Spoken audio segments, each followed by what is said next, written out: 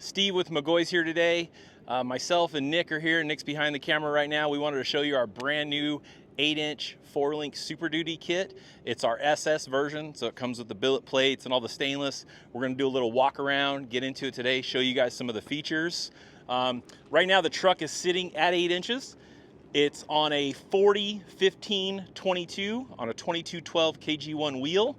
On this truck we have the aftermarket factory air dam, so it's a little bit shorter than the factory tall one that comes on the truck. I think the trimmer package is what comes with that little plastic valance. So with it and a 1/2-inch bumper spacer, you won't have to do any trimming on this setup the way it is. If you wanted to do like a 10-inch wide wheel, you probably wouldn't have to do anything at all. If you want to do like a 14-inch wide or 16-inch wide wheel, then I would say stay away from the 40, stick with like a 38. Those are pretty much your options right now, the way that it sits currently. Yeah, and this wheel and tire package is kind of best of all worlds. It's not super skinny, but it's wide enough to feel wide, but obviously not aggressively wide like some people like to go. Yeah, I feel like it's kind of an in-between that bigger wheel and smaller off-road like the 17 or 18 look. It's a happy medium because it still has a decent amount of sidewall, and at first glance a lot of people that have seen it don't even realize that those are 40s, but I feel like these trucks are so big now with the big wheel well, it fits it really nice. Let's show people at home exactly where you were explaining about this valance, this air dam. So this plastic valance comes factory on a trimmer package. This is not a trimmer, so we just went to our local dealership and ordered it. The factory one hangs down at like 4 or 5 more inches, so you would have to just trim across that, so you'd have some turning radius. With this one, we didn't have to do it. All we're gonna do is put a bumper spacer. The bumper will be pushed out 1/2 inch from its mounting point.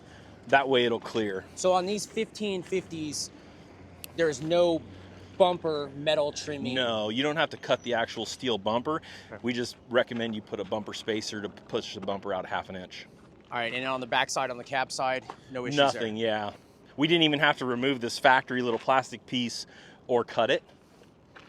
So now that we talked about the tire fitment, let's talk about the best thing about this 8-inch kit that is something newer to the McGaughys line. So for this application, we started with building the radius arm for our 4-inch kit, our 4.5 kit, and we had a lot of people that wanted to go to the bigger kit. We didn't necessarily want to use the radius arm with a drop down. We built a 4-link, so all the steering geometry would stay true as it works through its cycle. So it doesn't change any of the caster or any of that steering geometry. So we designed a 4-link that's bolt-on with a 4-link drop down. We ended up making it an SS version, which means it has the stainless steel accents inside the parts as a drop shadow. So like if you didn't want to leave them polished the way they come, you could color them and add an extra accent to it. But they come standard with those black and milled faceplates over all the parts. It comes with the front and the upper and lower 4-link arms, which are adjustable for caster. And it has the 4-link drop down bracket, which attaches to the frame. So just to clarify here, inside there's a plate. That's stainless steel. You notice how that's more of a shinier finish to it. And then on the outside, this little milled section right here, that's a billet faceplate. So you've got 3 layers. You've got the billet faceplate on the outside, you've got the metal black of the lift kit itself, the bracket, and then you have the stainless steel on the inside that's on this radius arm drop right here, and it's also on the 4-link bars too as well. So this is the metal that's powder coated, billet faceplate, and then inside there is the stainless. So you can run it this way, or like what Steve was saying, if you want to get more customized, then you can powder coat the kit whatever color you want. You can powder coat the billet faceplates whatever color you want, and you can even do the inside stainless lays as well in a different color and just get really, customized. Or you can run it like this, how we have it. Like the truck that we're doing, one of our customers is building actually for our SEMA show. It'll be in our booth. It's this 8-inch kit. All these upgrades like you see right here, but he's chosen to do those inner SS stainless parts in like a candy red because he has other parts on the truck, like a light bar and some other mounts that are red, just to kind of tie it together. I like it because it gives it some depth to it. It makes it look a lot thicker. It adds a nice feature to it. Okay. We also built a frame cradle that goes between the 4-link drop and the traction bar that bolts to the frame, and it's also boxed in encapsulated steel, and then it comes with the stainless steel insert inside and the billet faceplate on the outside to kind of tie the front and back together. That's an extra part number. That's also an upgrade as an option. And it goes to our rear yeah, traction bars. and it ties in. It doesn't mount to the traction bar, but it ties in at the same angle. And we developed a new traction bar for this kit specifically for the F250 that also has the stainless accents with the billet plate. Just so when you look at it from the side, it all kind of flows and ties together. It gives it a really nice look. It comes with a new U-bolt plate on the back that replaces your factory. So you ties to your U-bolts, and then the front is a shackle. A lot of people don't know this, but when the traction bars are solid mounted in the front, it increases the spring rate as you put load in the bed. It binds the leaf spring. We've developed this front shackle system so that as the truck hits a bump or the suspension cycles, it actually allows it to float back the natural direction that the leaf spring wants to move. So it doesn't increase the spring rate or jeopardize your ride quality. But when you get in the gas, it transfers that load, the axle load, to the front. It locks out that bump stop. So it's a pivoting shackle system. And a lot of people don't really understand how that works, but it makes the ride night and day difference. They use those to defeat the axle wrapping, which basically pinion angle flexing up just because of the load and the torque and everything. So these right here are floating, like Steve was saying. This shackle right here floats back and forth, and as soon as enough pressure is applied forward, it locks out right there, and that prevents it from wrapping or binding chatter out of the rear axle and what have you. But does not jeopardize the ride quality. Yeah, it really helps with the ride quality, especially if you are pulling a trailer and you load something in the back where the back of the truck wants to come down a couple inches. If that's solid mounted, it's basically binding the leaf spring up.